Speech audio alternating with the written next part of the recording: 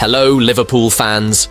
Welcome to the Liverpool Report, your go-to source for the latest news, match updates, and transfer stories straight from Anfield.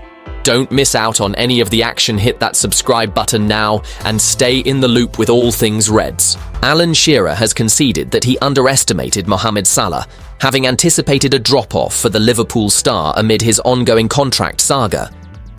Salah once again found the net on Sunday, helping Liverpool grind out a 2-1 victory over Wolves to keep their 7-point lead at the Premier League summit. The 32-year-old's smoothly converted penalty in the first half took his season's tally to 28 goals across all competitions.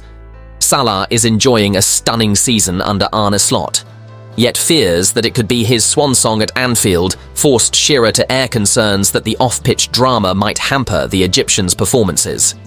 Speaking on the Rest is football podcast with Gary Lineker and Micah Richards. The ex-Newcastle United forward said that it would have only been human nature for Salah to experience a dip in form as a consequence. "He's some player," said Shearer.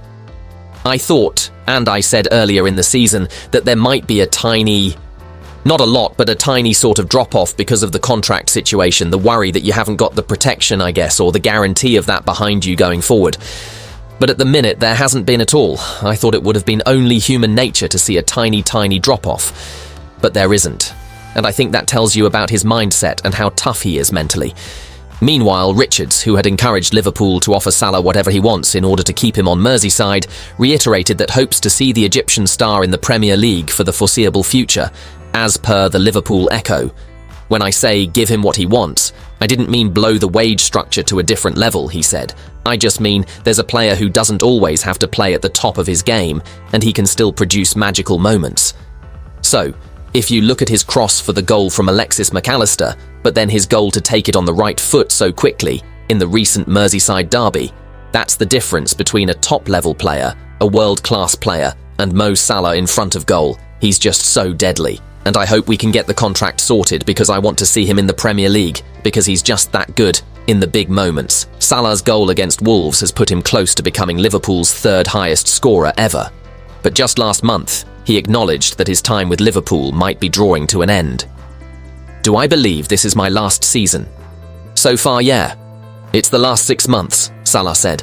"There is nothing, no progress there, and we are far away from any progress, so we just need to wait and see."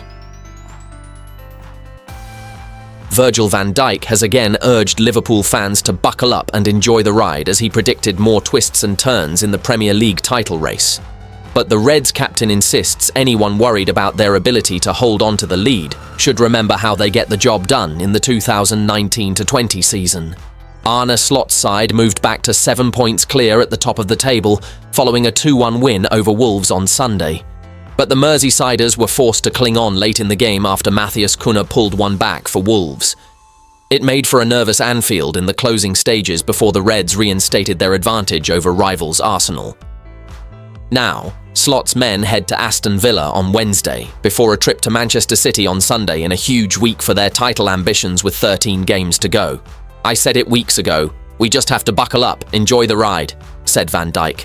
"There will be a lot of twists and turns. If you're not ready for it, and we have been there already, it will be a difficult couple of months for you, but I feel like we as a team are ready for it, and we will give it everything we've got, and we will see in 13 games if that is enough. It is all about game by game, and not looking at others as we have no influence on other teams or other situations."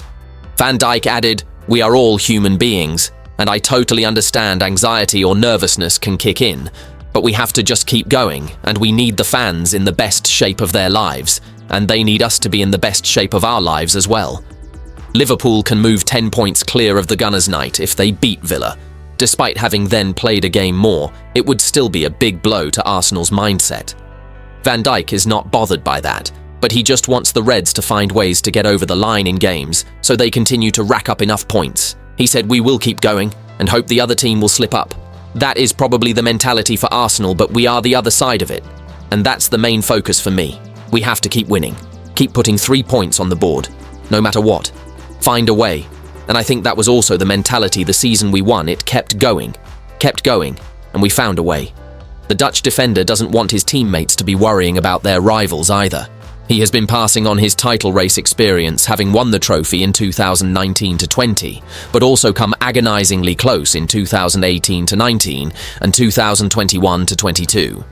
He said, "Because I don't know how others would think, I can only say what I think, and what I tell the boys to do, and what I think is good to do. Because I've been through this whole situation and been coming short as well twice. It is difficult to say certain players in our team might watch other teams, but it is not going to help you. The only thing you have to do is just focus on us. Let's try to win every game ahead of us, and if we do that, then obviously we have success. But we have to put all our energy in only ourselves, and that is hard enough already. You saw how Wolves made it difficult for us in the second half, and on Wednesday, it will be very difficult again. If you focus on other things, or look at others, it is only going to backfire, so we keep going." Van Dijk warned that tomorrow's clash with Aston Villa is huge, and he is wary of January signings Marcus Rashford and Marco Asensio. He added Wednesday will be very difficult. Villa Park, one of the best atmospheres in the Premier League. They are in a very good situation with good players and new additions who can hurt you. Arneslot reckons Mo Salah's unflinching dedication to his fitness is allowing him to reach Cristiano Ronaldo-style levels of excellence, even if he plays every 72 hours. And the Cop boss claims there's no finer role model for emerging young Liverpool stars who will be at Anfield long after Salah has departed. When that will be is still anyone's guess, with speculation leaning towards a parting of the ways with Salah out of contract at the end of the season. For now, Slot is just enjoying every moment alongside the 32-year-old star and watching the shimmering brilliance Salah brings to work every day. As Liverpool look to bounce back to winning ways against Wolves after their shock FA Cup defeat at Plymouth and a dramatic 2-2 draw at Everton, Salah's hunger and desire to improve have left Slot in complete admiration. And while he may be 32, age is just a number when it comes to his fitness mentality, which, Slot believes, identifies Salah as younger than his years. In certain things you can see he's 32, and what I mean by that is that he is so experienced and so smart to know where the ball will fall, says Slot. That's a positive thing about being 32, that he has lived through so many situations that he just feels that the ball can fall there and he's there, like the second goal at Everton. In other parts, like how fit he is, what he does to be able to play every 3 days at his age. Well, he's not the only one who does that. I think Cristiano Ronaldo is still doing it at the age of 40. But Mo is also definitely an example, like Virgil van Dijk, for our younger players. How fit they are and how able they are to bring their best performance out every 3 days. But 32 is not old. For a football player, it's still a good age to be at, and Mo is proving that. Slot stars are pumping out high levels of quality, which has already delivered a Carabao Cup final against Newcastle next month and a commanding Premier League lead. But it's clear Salah's contribution this season, 22 goals and 14 assists in the league, make him the outstanding performer. Every manager loves to work with the best players in the world, because if you do an exercise or you try to have an idea about playing, these players can execute it even better. But what excites me most is that Mo is a very humble person who wants to work every day to become a better player. To come in knowing that you're going to work with players who want to become better, that's what excites me most as a manager. Then, my efforts are useful. If they didn't want to become better, then my efforts would be useless. With tough upcoming games against Aston Villa, Manchester City and Newcastle after Wolves, Slot has claimed Alexis Mac Allister is another inspirational character who can help shape Liverpool's destiny this season, and he believes at Everton, Mac Allister proved exactly why he's a World Cup winner with Argentina. The midfield all have their individual qualities, and together they are very strong, but it's no coincidence that Macca won the World Cup. In the most difficult circumstances, he stood up. It was a hard, difficult game, so for him to be so good, to fight so hard, and be so mentally strong, that's what you need if you want to win the World Cup. He stood up, and that was one of the reasons he played so well. I don't think he had 25 through passes, and that's what we sometimes see from him as well, but it was a game that was more about fighting, and he was there, definitely. Arne Slot will be allowed to manage Liverpool from the sidelines during Sunday's clash with Wolverhampton Wanderers, despite seeing red against Everton. The Dutchman was sent off by referee Michael Oliver during Wednesday's 2-2 stalemate at Goodison Park, as the Reds and the Toffees clashed after the final whistle had blown. Abdoulaye Doucouré ruffled the feathers of Liverpool players by celebrating in front of visiting fans, with Curtis Jones running over and confronting the Everton star. Oliver brandished his red card to both men for the incident, before Slot also found himself sent off for aggressively shaking the referee's hand while ranting at him. As a result, Slot is now faced with the prospect of a 2-game touchline ban, but the FA are yet to make a decision on their punishment, and will decide his fate after reading Oliver's official report. As a result, Slot will be able to continue as normal when the Reds clash with Wolves at Anfield come 2 p.m. on Sunday. It's not the first time that Slot has been penalised by the FA either, having served a suspension in December after accruing 3 bookings. And the manager who replaced Jurgen Klopp last year has recently acknowledged that he needs to learn how to control his emotions better in the heat of the moment. Speaking to media after the Merseyside derby, Slot said, "I hope because I'm a human being. But the way I was during the game, I wasn't planning to react the way I reacted after the game.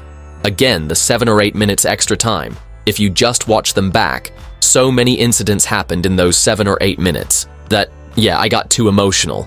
Instead of going inside and calming down and then talking to the referee, I decided to walk out onto the pitch, which wasn't the smartest thing to do in hindsight. We're in a business that's quite emotional. I'm the type of manager that likes to control as much as I can, so if my player makes a wrong decision, I blame myself. But this is a part you can't influence, and then you get all emotional, like I did during the game. I wouldn't say I was calm during the game, but especially in extra time, it was probably just a bit too much to stay calm. The best thing I could have done was just walk inside, but unfortunately I didn't."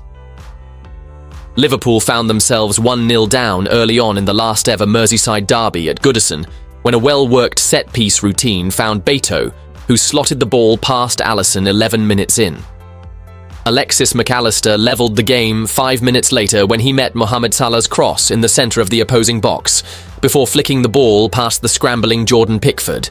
Salah himself then gave Liverpool the lead with 73 minutes played, smashing the ball into the net at the back post on the back of a rebound from Jones. But it wasn't to be the league leaders' day. That's because James Tarkowski nabbed a hard-fought point for Everton 8 minutes into extra time, thumping a volley in at the back post before wheeling off in celebration. Liverpool now play host to Wolves at Anfield on Sunday, and will hope to carry on their incredible run of form in the Premier League. The Merseyside team have achieved 17 victories and 6 draws from 24 games in the 2024-25 campaign thus far, putting themselves 4 points clear of second-place Arsenal. Wolves, meanwhile, will be desperate to push themselves as far away from the relegation zone as possible in coming weeks. The Midlands outfit currently sit 17th with just 5 wins to their name, a mere 2 points from the drop zone.